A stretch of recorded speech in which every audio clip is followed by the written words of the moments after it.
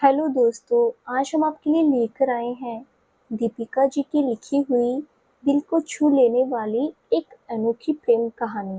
तो चलिए आज की नई कहानी शुरू करते हैं। मानवी, गोरा रंग, झील सी गहरी कजरारी आंखें, कमर तक लहराते काले लंबे बाल, 5.4 हाइट, उम्र 23 साल, सुर्ख गुलाबी होठ जो सर्दियों में गहरे लाल हो जाते थे और उसके लिप्स के निचले होठ के बिल्कुल बगल तिल सबका मन मोह लेता था। जो भी उसे देखता बस देखता ही रह जाता। मानवी अनाथ थी और अनाथ आश्रम में रहती थी और उसकी सुनैना काकी जो पूरे अनाथ आश्रम की बड़ी अम्मा थी, वो उसे अपनी बेटी की तरह मानती थी।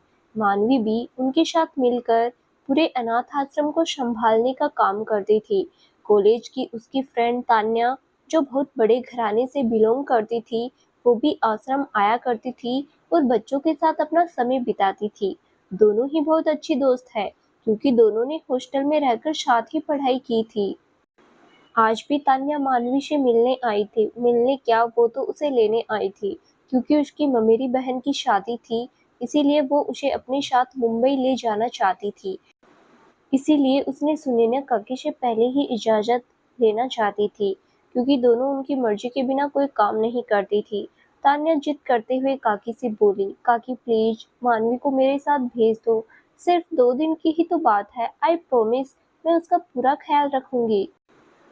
तो काकी उसकी बात का जवाब देते हुए बोली, मैं जानती हूँ बेटा, तुम उसका पूरा ख्याल रखोगी, लेकिन मानवी के जाने के बाद ये बच्चे मुझसे नहीं संभाले जाएंगे।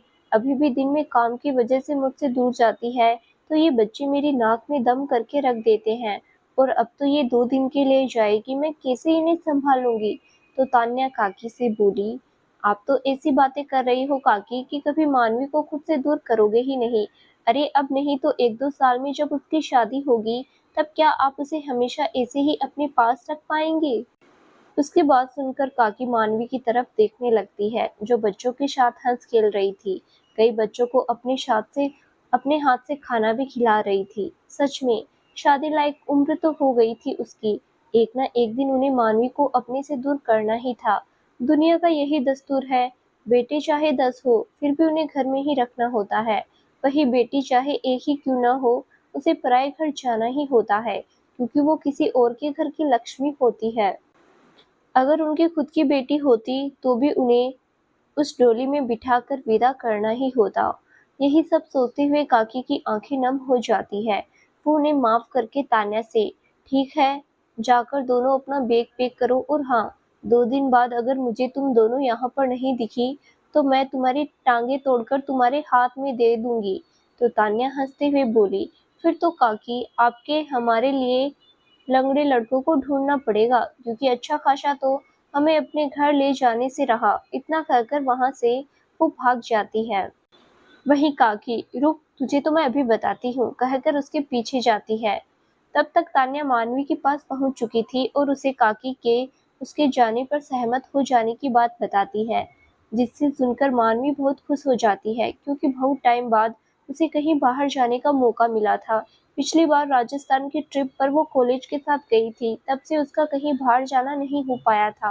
वो काकी के पास आकर उनके गले लग जाती है और काकी से, आई प्रोमिस काकी मैं जल्दी वापस आ जाऊंगी, थैंक यू सो मच जो आपने मुझे भेजने के लिए मान गई। अनुष्का दीदी भी बहुत खुश होगी जब उन्हें पता चलेगा कि उनकी शादी में मैं भी आ रही हूँ। मेरी मना करने से वो बहुत उदास हो गई थी। मैं अभी जाकर उन्हें फोन कर ये खुशखबरी सुनाती हूँ। इतना कहकर उनसे अलग होती है और जाने लगती है कि तान्या उसका हाथ पकड़कर, अरे उन्हें मत बता, हम लोग वहां पर पहुंचकर उन्हें सरप्राइज देंगे। उसकी बात पर मानवी हाँ में सिर हिला देती है और मानवी कपड़े पैक करने चली जाती है। थोड़ी देर में ही दोनों मुंबई एयरपोर्ट के लिए निकल जाती है।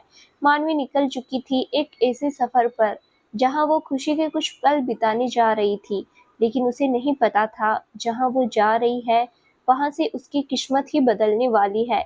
एक ऐसा मोड़ उसके जीवन में आएगा जो उसकी पूरी जिंदगी को ही बदल कर रख देगा। मानवी और तान्या दोनों मुंबई पहुंचती है।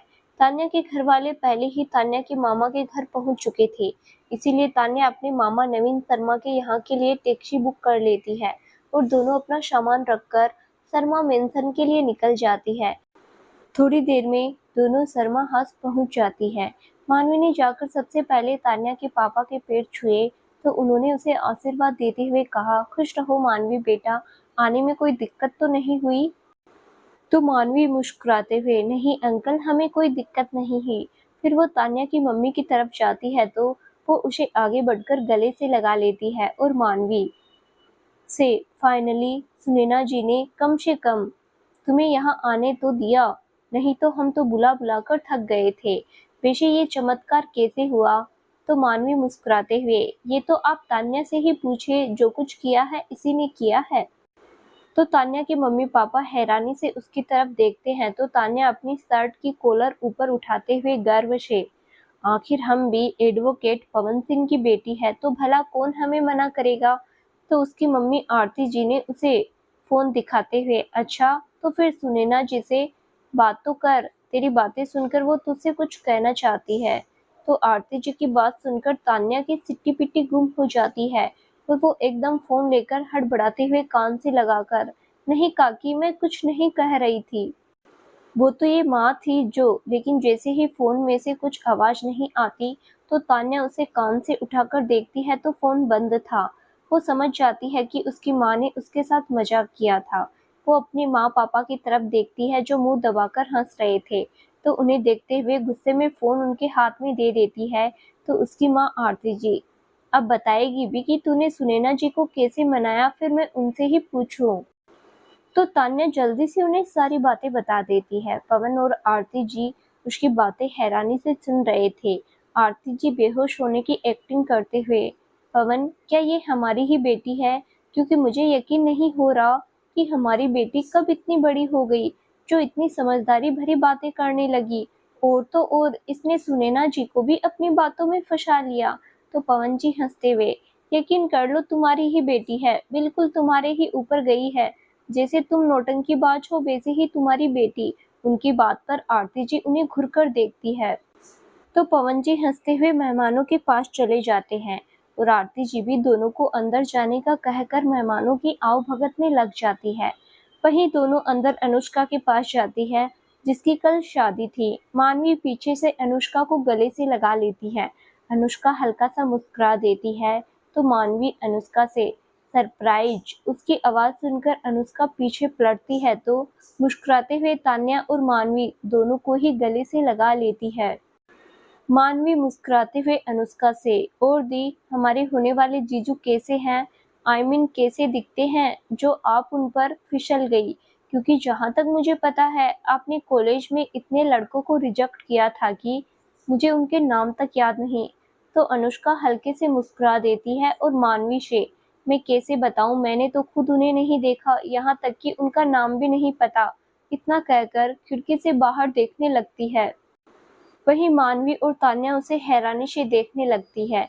मानवी एकदम से आगे बढ़कर अनुष्का को अपनी तरफ घुमाते हुए, क्या मतलब, आप ना उनका नाम जानती हैं ना उन्हें देखा, तो फिर शादी कैसे, और आप अरेंज मैरिज के लिए कैसे मान गई?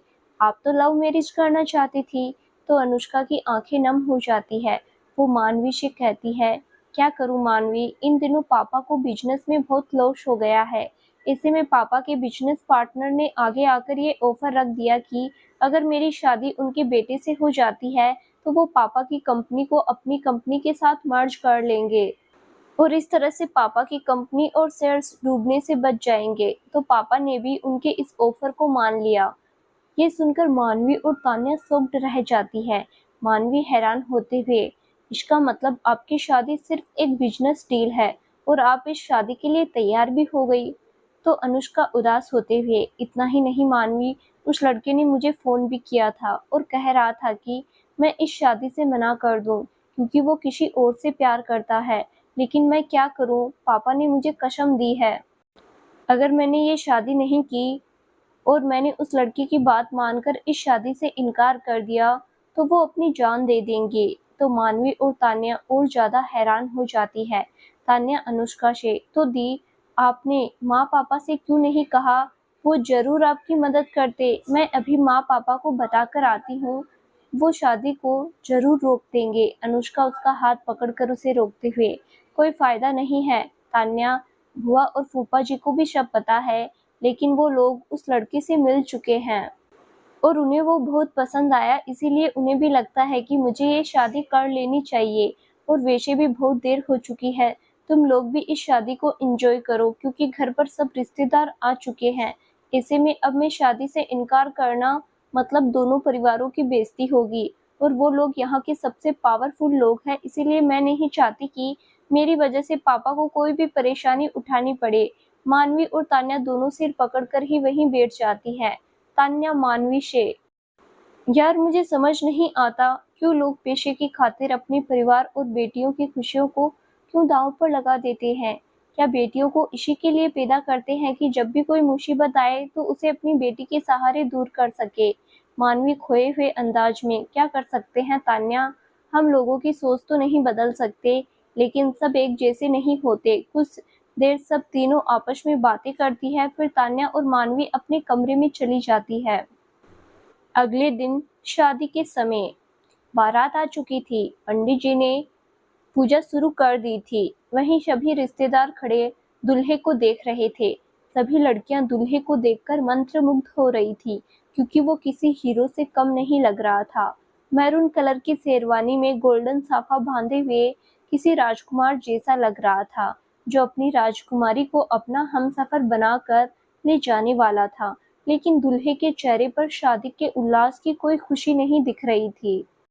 ऐसा लग रहा था जैसे किसी ने उसे बंदूक की नोक पर शादी के लिए मजबूर किया हो। तभी वर पूजा हो जाती है और दूल्हे को मंडप में बैठाया जाता है। बात कर लेते हैं हमारे हीरो हैंडसम हग की। ये है Rishabh Sehgal, Sehgal groups of companies के CEO and AS fashion and textile company के ओनर। 6.2 हाइट, 6 पैक्स, एब, सुडौल शरीर, ब्राउन आइज, गोरा रंग, लंबे बाल जो पीछे छोटी सी चोटी में बंधे रहते हैं। उम्र 30 साल, देखने में किसी हीरो से कम नहीं। घर में दादाजी, जिन्होंने शैगल ग्रुप ऑफ कंपनीज की नींव रखी थी, पापा ने कंपनी को विदेशों में फैलाया और अब इन्होंने खुद के दम पर fashion and textile company open के साथ ही अपने पापा और दादाजी की कंपनी को भी यही संभालते हैं। इनकी फैमिली में दादा आशुतोष सहगल, दादी कावेरी सहगल है, जो अपने गांव में रहते हैं। माँ जानवी सहगल, पापा शिवम सहगल, बहन दीपिका सहगल, तीनों इनके साथ मुंबई में ही रहते हैं। बात करें इनकी लव लाइफ की, तो ये किसी को चाहते हैं, लेकिन इनके पापा उससे बेहद नफरत करते हैं। और इस शादी की एक वजह ये भी है, इसीलिए उन्होंने नवीन शर्मा जी के सामने इस शादी की बात कही, ताकि अपने बेटे का उस लड़की से पीछा छुड़ा सके। तभी शादी का मुहूर्त हो जाता है, तो पंडित जी कन्या को लाने के लिए कहते हैं। तो अनीता जी अनुष्का की माँ को अनुष्का को लेने के लिए चली जाती है। जब वो कमरे में पहुंचती है तो उन्हें अनुष्का कहीं दिखाई नहीं देती है। शादी का जोड़ा, सब सामान वहां पर वैसे का वैसा ही पड़ा हुआ होता है। अनीता जी परेशान हो जाती है। तभी उन्हें टेबल पर रखा एक लेटर दिखाई देता है, जिसे उठाकर वो पढ़ती है तो उनके पैरों तले से जमीन खिसक जाती है और वो धम से बेड पर ही बैठ जाती है। अनीता जी को काफी देर तक आते न देखकर नवीन जी खुद अनुष्का के कमरे में आते हैं, तो अनीता जी को वहां पर बेशुद्ध बैठे देखकर हैरान रह जाते हैं। वो कुछ कहने वाले होते हैं कि तभी उनकी नज़र अनीता जी के हाथ में पकड़े कागज पर जाती है, तो उसे हाथ में लेकर पढ़ने लगते हैं। अनुष्का, आई एम सॉरी पापा, मुझे माफ़ कर देना, लेकिन मैं ये शादी नहीं कर सकती। आपने अपनी कंपनी को बचाने के लिए अपनी बेटी को दांव पर लगा दिया, लेकिन एक बार भी मुझसे नहीं पूछा कि मैं क्या चाहती हूँ। मेरे भी कुछ सपने हैं, मैं भी किसी से प्यार करती हूँ, लेकिन आपने कभी मेरी बात नहीं समझी। एक पल को आपकी बात मानकर मैं शादी कर भी रही थी, लेकिन एक ऐसे लड़के से शादी करके क्या फ़ायदा जो कभी मुझे प्यार ही ना करे, कभी मुझे अपनी बीवी होने का हक ही ना दे। इस तरह से तो मैं एक खिलौना बनकर रह जाऊंगी, जिससे जब मन किया आपने खेल लिया और जब आपका मन भर गया तो किसी और को खेलने के लिए दे दिया। तो माफ़ी चाहती हूँ। मैं खिलौना नहीं बन सकती पापा। मैं ऐसे लड़के से शादी नहीं कर सकती जो मुझे कभी अपनी लाइफ में अपना अपनाएगा ही नहीं। मैं जा रही हूँ शेखर के साथ अपनी ज़िंदगी शुरुआत करने। मुझे ढूँढने की कोशिश मत कीजिएगा, वरना जो धमकी आपने दी है उसे मैं सच करके दिखा दूँगी। आपकी नालायक बेटी अनुष्का। क्योंकि लायक तो मैं कभी बन ही नहीं पाई। अनुष्का। लेटर पढ़कर नवीन जी वहीं पर अपना सर पकड़कर सोफे पर बैठ जाते हैं। वहीं नीचे मंडप में सब लोग नवीन जी और अनीता जी का इंतजार कर रहे थे। काफी देर बाद उनके न आने पर पवन जी और आरती जी दोनों कमरे में आते हैं, तो उन्हें इस तरह देखकर एक दूसरे को देखते हैं। फिर उनके पास आकर आरती जी नवीन जी से, क्या हुआ भैया, आप और भाभी यहाँ पर बैठे हुए हैं और अनुष्का कहाँ पर है? पंडित जी कब से वहाँ पर राह देख रहे हैं, शादी का मुहूर्त भी शुरू हो चुका है। तो नवीन जी उन्हें देखते हुए, कैसी शादी बहना, जब दुल्हन ही शादी से भाग चुकी है तो फिर शादी कैसी? अब तो यहाँ पर मातम होगा, मेरी मौत का मातम।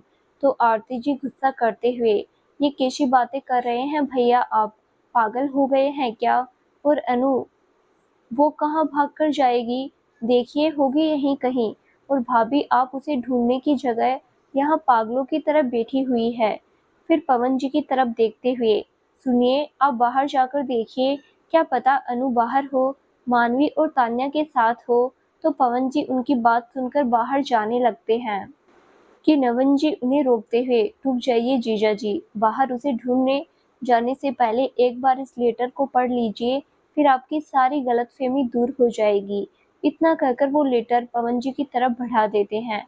पवन जी जैसे ही वो लेटर पढ़ते हैं, वो भी शॉक्ड रह जाते हैं। आरती जी भी उस लेटर को लेकर पढ़ती है, तो वो भी परेशानी में वहीं पर बैठ जाती है। वहीं मानवी और तान्या, जो अभी तक शादी के मंडप में नहीं गई थी, ना ही उन्हें दूल्हे को देखने में रुचि थी, क्योंकि उनकी बहन इस शादी से खुश नहीं थी, तो वो दोनों बढ़िया-बढ़िया खाने पर अपना हाथ साफ कर रही थी। क्योंकि शादी में कुछ मजेदार हो या न हो, लेकिन खाना जरूर मजेदार होता है। तान्या रसमलाई खाते हुए मानवी से, यार मानवी, ये रसमलाई तो इतनी टेस्टी है कि मेरा मन कर रहा है भाड़ में जाए शादी और मैं यहीं पर बैठकर पूरी रात रसमलाई खाऊं। तो मानवी गुलाब जामुन खाते हुए, हाँ यार सही कह रही है तू, वैसे भी दी इस शादी से खुश नहीं है, तो हम वहां जाकर क्या करेंगे? इससे अच्छा तो ये है कि हम यहाँ बैठकर अपनी फेवरेट चीजों को खाकर ही खुश हो ले। तभी तान्या की मासी जो कुछ परेशान सी घूम रही थी, जैसे ही उनकी नजर मानवी और तान्या पर पड़ी, तो उन्होंने अपना सिर पीट लिया और गुस्से में उन दोनों के पास आकर उन दोनों के सर पर पीछे से एक थप्पड़ मार दिया, जिससे दोनों ने आउच की आवाज करते हुए पीछे पलट कर देखा, तो तान्या की मासी गुस्से में खड़ी दोनों को घूर रही थी। उन्हें देखते ही दोनों की सिट्टी पिट्टी गुम हो गई और दोनों अपनी जगह पर उठकर खड़ी हो गई। मासी गुस्से में दोनों से, तुम दोनों यहाँ बैठकर चटकारे मारकर ठूस रही हो और वहाँ भैया भाभी और दीदी कितने परेशान हैं, पता भी है? तो दोनों एक दूसरे को देखती है और फिर कंधे उचकाकर उनकी तरफ देखती है। और तान्या अपनी मासी से, मासी हमें क्या पता वहाँ क्या हुआ है और वो इतनी परेशान क्यों है, शादी तो दी की हो रही है ना, परेशान तो दीदी को होना चाहिए। तो मासी गुस्से में एक थप्पड़ उसे दिखाते हुए, अभी मारूंगी, एक तो अनु कहीं मिल नहीं रही है, ऊपर से तुम दोनों यहाँ पर खाना खा रही हो, जाकर वहाँ देखो और उन दोनों को संभालो, तब तक मैं पूरे घर में चेक करती हूँ। शायद झूठी चिट्ठी लिखकर यहीं कहीं छुपी हो। तुम्हारे मौसा जी भी एयरपोर्ट गए हैं, दीपक को भी मैंने रेलवे स्टेशन भेजा है, बस कैसे भी करके ये लड़की मिल जाए तो मेरी जान में जान आए। वहीं अनुष्का के भागने की खबर सुनकर वो दोनों हैरान रह जाती है और जल्दी से अंदर ऊपर की तरफ जाने लगती है। तान्या मानवी से, यार मानवी, दीदी को अगर भागना ही था तो हमें ही बता देती, हम कौन सा उन्हें रोक रहे थे, और आज की जगह कल भागती तो इतना ड्रामा भी नहीं होता। तो मानवी भी उसकी हाँ में हाँ मिलाते हुए, हाँ यार, फिर लड़के वालों को शायद इतनी इंसल्ट महसूस नहीं होती जितनी अब हो रही होगी जब वो बिना दुल्हन के वापस जाएंगे। वहीं शादी में भर भर के मीडिया आई हुई थी, क्योंकि मुंबई के सबसे बड़े बिजनेसमैन ऋषभ सहगल की शादी थी और ये कोई आम बात नहीं थी। और अनुष्का के देरी करने की वजह से वे सब लोग बातें बनाने लगे थे और इन्हीं बातों से अब सहगल परिवार परेशान हो रहा था। इधर मानवी और तान्या जब अनुष्का के रूम में आई तो सच में सब लोग बहुत परेशान बैठे थे। नवीन जी अचानक से उठ खड़े हुए और अनीता जी की तरफ देखते हुए, मुझे माफ कर दो अनीता, लेकिन अब मैं ये सब बर्दाश्त नहीं कर सकता। पहले मेरी कंपनी डूबेगी, फिर मेरा नाम भी, और मैं इस बदनामी के साथ अब नहीं जी सकता। इससे अच्छा है कि ये सब देखने से पहले ही मैं अपने आप को खत्म कर लूं। उनकी बातें सुनकर सब लोग हैरान रह जाते हैं। तान्या और मानवी बुरी तरह डर जाती है। अनीता जी रोते हुए, नहीं प्लीज ऐसा मत कीजिए, मेरी ही गलती है। मुझे उसे इतना सिर चढ़ाना नहीं चाहिए था, जिसकी सजा आज हम दोनों को मिल रही है। लेकिन आप चिंता मत कीजिए, गलती मैंने की है तो सजा भी मैं ही पाऊंगी। मैं अभी जाकर सबको बता देती हूँ कि ये शादी नहीं हो सकती है।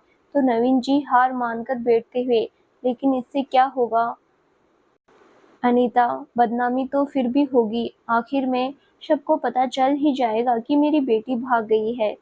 जो नाम मैंने इतने सालों में कमाया है वो मिट्टी में मिल जाएगा। सब लोग वहीं पर परेशान से बैठे हुए थे कि तभी नवीन जी की बुआ जी वहां आती है और नवीन जी से, देख नवीन, तेरी बेटी ने जो किया सो किया, लेकिन अब हमें ही कुछ न कुछ रास्ता ढूंढना होगा जिससे दोनों परिवारों की इज्जत और नाम पर कोई दाग न लगे। और मेरी तो मान फिलहाल के लिए अपनी बेटी की जगह मंडप पर किसी और को बैठा दे घूंघट में, और तब तक अपनी बेटी को ढूंढ। जैसे ही तेरी बेटी मिल जाती है तो उसे लड़के वालों के साथ विदा कर देना। आजकल ये शादी ब्याह की रस्मों को कौन मानता है, और वो लोग इतने बड़े बिजनेसमैन हैं, तो जाहिर सी बात है ये रीति रिवाज तो वो बिल्कुल ही नहीं मानते होंगे। इसमें तेरी और उनकी इज्जत भी बच जाएगी और तुम लोगों की नाक भी नहीं कटेगी और उन लोगों को कुछ पता भी नहीं चलेगा। उसकी बात पर सब लोग हैरान रह जाते हैं। आरती जी कुछ बोलने ही वाली होती है, तभी नवीन जी बोलते हैं, हाँ बुआ जी आप सही कह रही हैं, लेकिन इस वक्त इतने कम समय में कौन ऐसी भरोसेमंद लड़की मिलेगी जो इस वक्त हमारी मदद भी कर दे, और शादी के बाद उन लोगों की शान और शौकत देखकर उसका मन भी ना डोले, क्योंकि वो लोग इतने नामी गिरामी है कि उनका रहन सहन देखकर तो हमारे रिश्तेदार भी हमसे चिढ़ रहे हैं। सब लोग फिर से परेशानी में कुछ न कुछ सोचने लगे थे, लेकिन वहीं पर नवीन जी की बुआ जी की नज़र मानवी पर ही टिकी थी। वहीं तान्या ने जब अपनी नानी की नज़र मानवी पर टिकी देखी तो उसके दिमाग में कुछ खटका। उसने तुरंत मानवी का हाथ पकड़कर उसे अपने करीब कर लिया और उसके कान में धीरे से, बेटा मानवी, जितनी जल्दी हो सके यहाँ से खिसक ले, क्योंकि पता नहीं, लेकिन मुझे बहुत ही स्ट्रॉन्ग फीलिंग आ रही है कि मेरी ये चुड़ैल नानी बलि का बकरा बनाने की तुझे ही सोच रही है, क्योंकि इतनी देर में इनकी नज़र तुझ पर ही से हटी नहीं है। तो उसकी बात सुनकर जैसे ही मानवी ने उसकी नानी की तरफ देखा तो सच में उन्हें अपनी तरफ देखता पाया। उनकी नज़रें देखकर मानवी घबरा गई और तान्या से घबराते हुए बोली, तान्या ये मुझे ऐसे क्यों देख रही है? तो तान्या सामने देखकर मुस्कुराते हुए धीमी आवाज में, क्योंकि उनके मन में अनुष्का दी की जगह तुझे बैठाने का प्लान चल रहा है। इन शॉर्ट, तू अब अनु दी की सब्स्टिट्यूट बनेगी। तो मानवी को जोर का झटका लगा और वो तान्या से, नहीं तनु, मुझे किसी की सब्स्टिट्यूट नहीं बनना, प्लीज कुछ कर। तो तान्या, तभी तो कह रही हूँ यहाँ से निकल, वरना आज तेरी बलि का बकरा बनना तय है। उसकी बात सुनकर मानवी धीरे धीरे उस कमरे से निकलने लगती है और तान्या भी चुपचाप उसके पीछे खिसकने लगती है कि तभी नानी माँ की आवाज उनके कदम रोक देती है। नानी तान्या और मानवी को रोकते हुए, रुको, तुम दोनों कहाँ जा रही हो? चुपचाप यहीं खड़ी रहो। जब तक हम लोगों की बात खत्म नहीं हो जाती इस कमरे से कोई कहीं नहीं जाएगा। फिर वो नवीन जी की तरफ देखते हुए, नवीन तू कहे तो मैं कुछ कहूँ? मेरी नज़र में एक लड़की है जो अनु की जगह ले सकती है और उससे हमें कोई प्रॉब्लम भी नहीं। तो नवीन जी खुश होते हुए, हाँ तो बुआ जी जल्दी बताइए कौन है वो? मैं अभी उस लड़की से बात करता हूँ, वैसे भी ज़्यादा वक्त नहीं है, कभी भी लड़के वालों की तरफ से यहाँ पर कोई भी आ सकता है। नानी जी मानवी की तरफ देखते हुए, मेरे हिसाब से मानवी बिल्कुल परफेक्ट है अनु की जगह बैठाने के लिए। उनकी बात सुनकर मानवी हैरान हो जाती है, साथ ही उसके हाथ पैर कांपने लगते हैं। वहीं वहां बैठे सब लोगों को जोर का झटका लगता है और सबकी नजरें मानवी की ओर चली जाती है, जो उनकी ओर पीठ करके खड़ी थी। मानवी उनकी ओर पलटते हुए, नहीं नानी जी, मैं ऐसा कुछ नहीं करने वाली। शादी कोई गुड्डी गुड्डियों का खेल नहीं है जो कि एक की जगह दूसरे को बैठा दिया। मैं ऐसा नहीं कर सकती। मैं यहाँ से जा रही हूँ बस। इतना कहकर जाने लगती है कि नानी आकर उसका हाथ पकड़ लेती है और उसे रोक लेती है और मानवी से, मानवी, क्या तू हमारे लिए इतना भी नहीं कर सकती? हमने तुझे अपनी बेटी माना है और तू भी तो हमें अपना परिवार मानती है, तो हमारे लिए बस इतना कर दे। तभी आरती जी बीच में बोलते हुए, नहीं बुआ जी, आप ऐसा सोच भी कैसे सकती हैं? अपने फायदे के लिए मानवी का इस्तेमाल करना, ये कहाँ तक सही है? उस बच्ची को हमने अपनी खुशियों में शामिल करने के लिए बुलाया है, अपनी खुशियों के लिए उसका बलिदान देने के लिए नहीं। तभी पवन जी बीच में बोलते हुए, और क्या मानवी की जगह अगर बात तान्या की होती तो भी आप इस तरह से उसे अनु की जगह बैठा देती? तो नानी जी तुनक कर, हाँ, अगर मेरी तान्या रोहित के साथ इंगेज नहीं होती तो मैं जरूर अनु की जगह तान्या को बैठा देती। और वैसे भी मैं कौन सा मानवी को हमेशा के लिए अनु की जगह लेने को लिए कह रही हूँ। मैं तो सिर्फ मंडप में बैठने के लिए कह रही हूँ।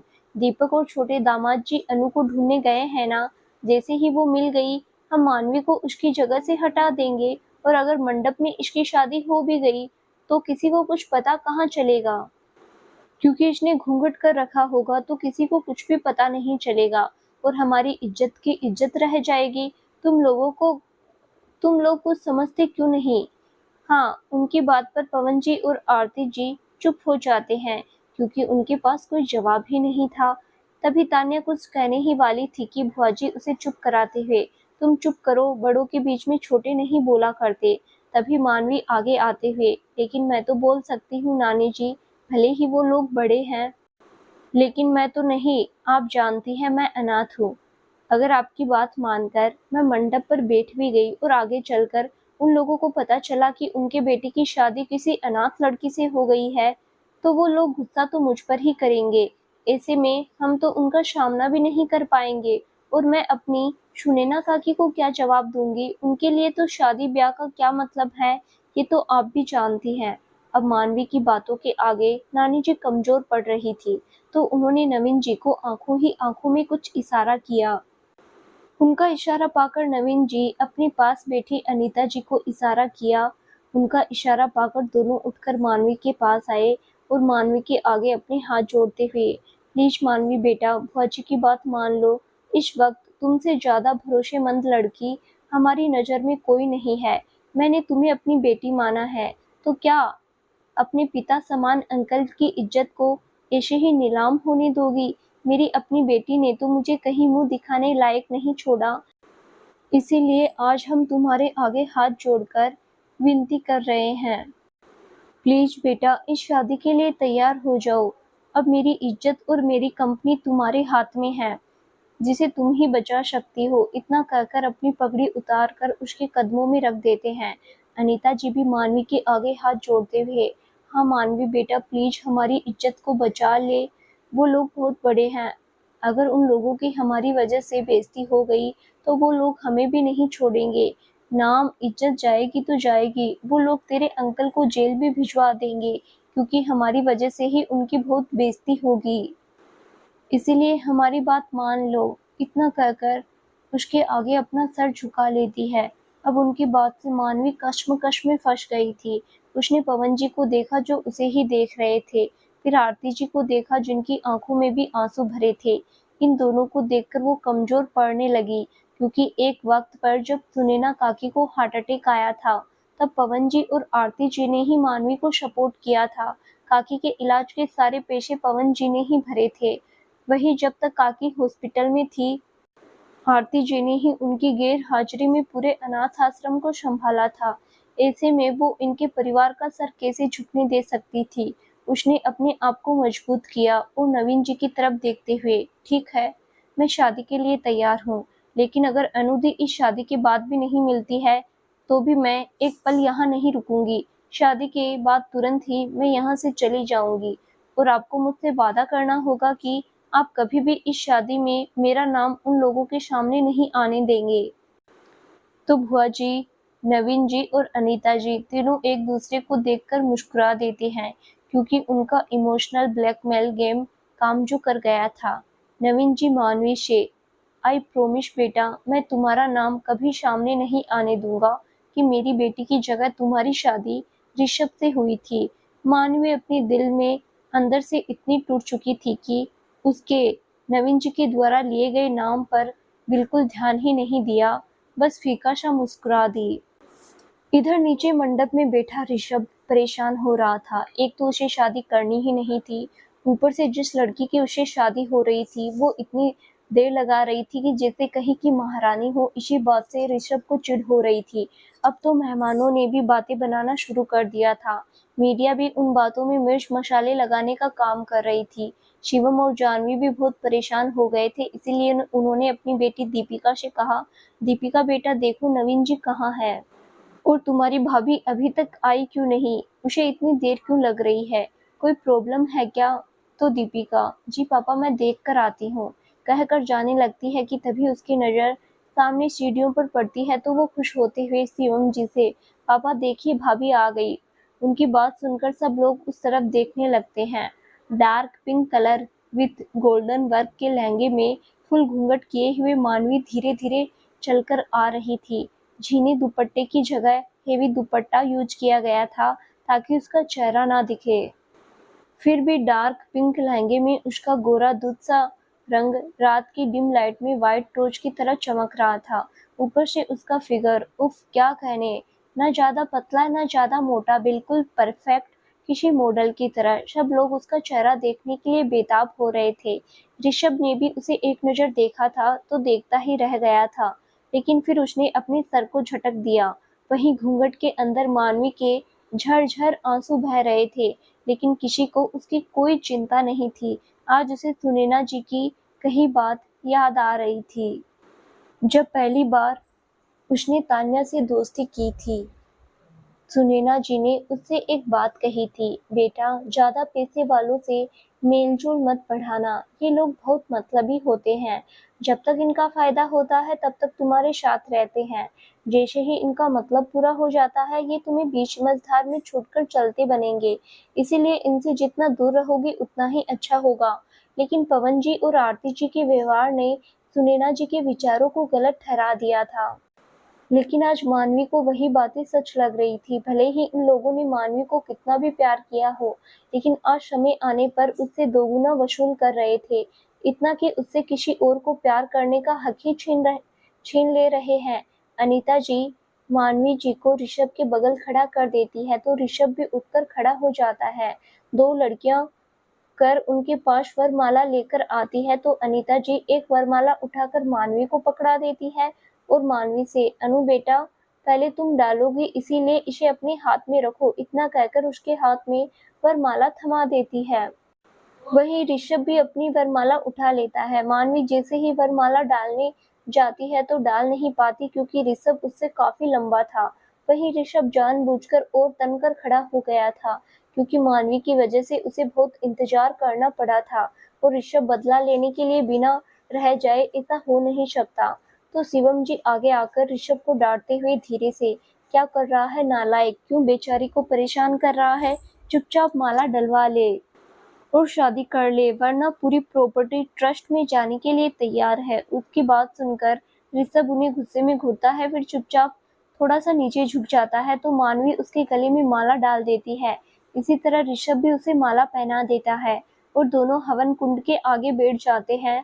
पंडित जी मंत्र पढ़ने लगते हैं। दोनों ही शादी के पवित्र बंधन में बंध रहे थे, लेकिन दोनों ही इस रिश्ते से खुश नहीं थे। जहाँ एक किसी और से प्यार करता था, वहीं दूसरी किसी और की जगह लेकर बैठी हुई थी। धीरे धीरे पंडित जी ने सारी विधियां पूरी करनी शुरू कर दी और मानवी और ऋषभ को फेरों के लिए कहा तो ऋषभ उठकर खड़ा हो गया, लेकिन मानवी खोई हुई सी वहीं बैठी थी। तो अनीता जी फीकी हंसी हंसते हुए मानवी के पास आई और उसे उठाकर खड़ा कर दिया। पहले ऋषभ आगे चलने लगा और उसके पीछे मानवी। जैसे ही 4 फेरे पूरे हुए तो पंडित जी ने मानवी को आगे आने को कहा। मानवी जैसे ही आगे आने लगी तो उसका पैर लड़खड़ा गया, पर तभी ऋषभ ने उसके हाथों को पकड़कर उसे संभाल लिया। और मानवी के कोमल हाथों का स्पर्श जैसे ही ऋषभ को अपने हाथों में महसूस हुआ, उसका दिल तेजी से धड़कने लगा और धड़कनें असामान्य हो गई। इसी बीच ऋषभ की नज़र मानवी के हाथ पर पड़ी तो उसके कलाई के पास ओम खड़ा हुआ था, साथ ही उसकी हथेली में तिल बना हुआ था। तभी अनीता जी ने आकर मानवी को ऋषभ से अलग कर दिया और मानवी को ऋषभ से आगे कर दिया। तो ऋषभ भी चुपचाप उसके साथ फेरे लेने लगा। फेरे के बाद वो लोग बैठ गए। तो पंडित जी ने मंगलसूत्र और सिंदूर ऋषभ के आगे कर दिया। तो मंगलसूत्र ऋषभ ने आराम से पहना दिया और सिंदूर के लिए जैसे ही पंडित जी ने मानवी को घूंघट उठाने को कहा, तो मानवी के साथ साथ सभी लोग घबरा गए। अनीता जी तब आगे आकर बोली, अरे नहीं, घूंघट नहीं उठ सकता। उनकी बात सुनकर लड़के वाले सभी लोग हैरानी से उनकी तरफ देखने लगते हैं। तो अनीता जी हंसते हुए, अरे वो हमारे घर की रस्म है कि अगर एक बार लड़की शादी के मंडप में घूंघट डालकर बैठ जाए फिर तो फिर वो घूंघट ससुराल में ही खुलता है, उससे पहले मायके में खुलना अशुभ माना जाता है। तो सब लोग हामी भर देते हैं और अनीता जी आगे आकर मानवी के घूंघट को थोड़ा चौड़ा कर देती है। तो ऋषभ उसके घूंघट में हाथ डालकर उसकी मांग भर देता है। तभी मानवी की आंखों से आंसू निकलने लगते हैं जो ऋषभ के हाथ पर गिर जाते हैं। ऋषभ जैसे ही हाथ निकाल कर देखता है तो उसके हाथ पर तो पानी की बूंदें ठहरी हुई थी। ऋषभ मन में, शादी तो मेरी मर्जी के खिलाफ हो रही है तो रोना मुझे चाहिए, ये क्यों रो रही है? क्या पता इन लड़कियों का तो जब देखो रोना धोना लगा रहता है। और इसे तो अब मैं छोड़ने वाला नहीं हूँ। मना किया था शादी ना करे, फिर भी ये लड़की नहीं मानी। इतना कहकर अपना सर झटक देता है। तभी पंडित जी घोषणा कर देते हैं, ये शादी संपन्न हुई, अब से आप दोनों पति पत्नी हुए। जाकर सभी बड़ों का आशीर्वाद ले लीजिए। और खुद उठकर भोजन की ओर प्रस्थान कर जाते हैं। सभी रिश्तेदार भी खाने पर टूट पड़ते हैं। वहीं ऋषभ और मानवी सबका आशीर्वाद लेते हैं। अनीता जी मानवी को चुपचाप कमरे में ले जाने लगती है कि तभी कोई उन्हें आवाज देता है। तो वो मानवी से, बेटा तुम जल्दी से यहाँ से ऊपर चली जाओ, मुझे अब ये काम है, बस थोड़ी देर रुक जाओ फिर देखते हैं आगे क्या करना है। अब वहाँ पूरा हॉल खाली हो चुका था क्योंकि सब लोग खाने के लिए गार्डन की तरफ चले गए थे।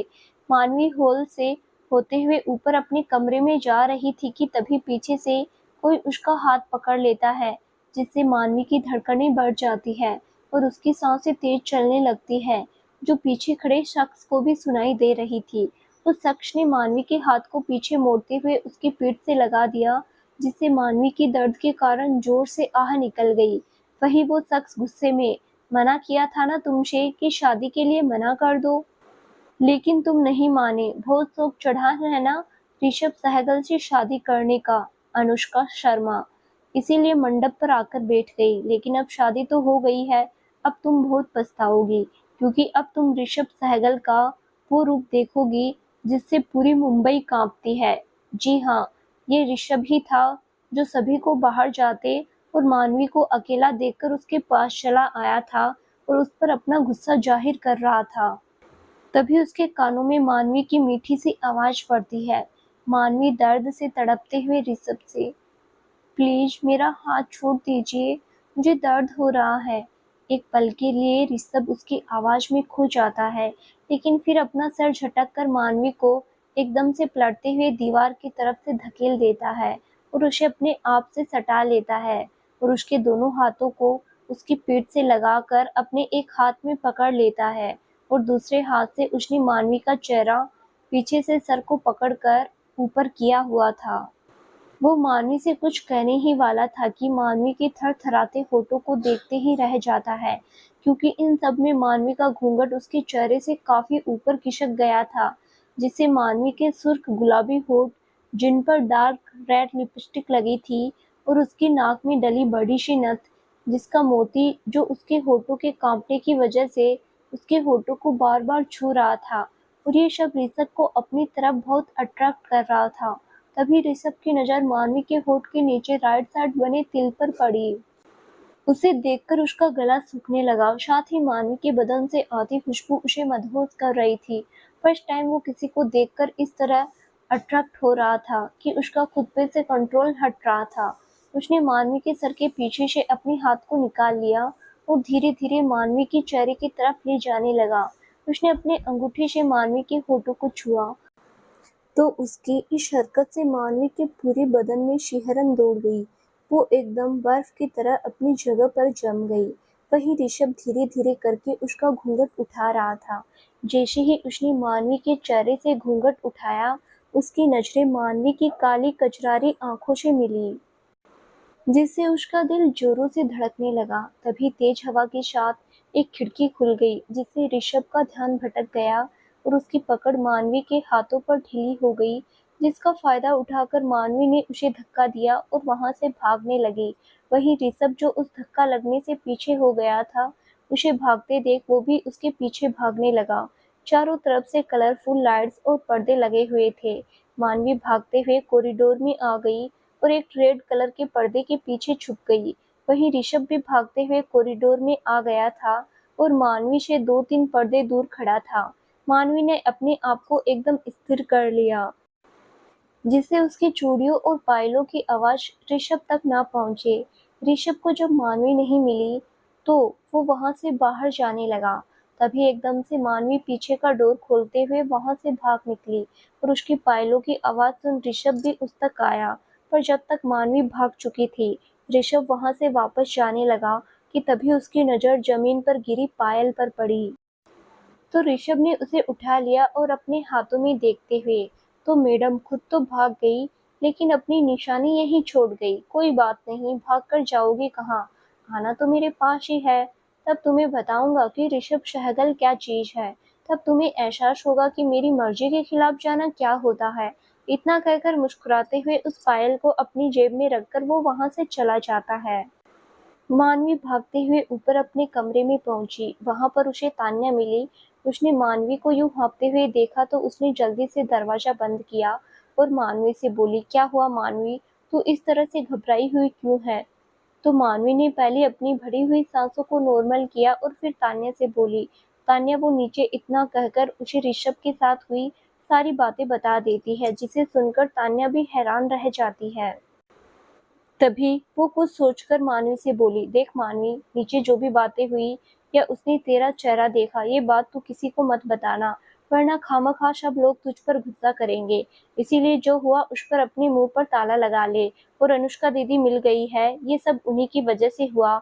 मैं तो कहती हूँ तू अभी यहाँ से निकल, मैं भी तेरे साथ चलती हूँ। अगर यहाँ ज्यादा देर रुके तो कहीं और प्रॉब्लम में ना फंस जाए।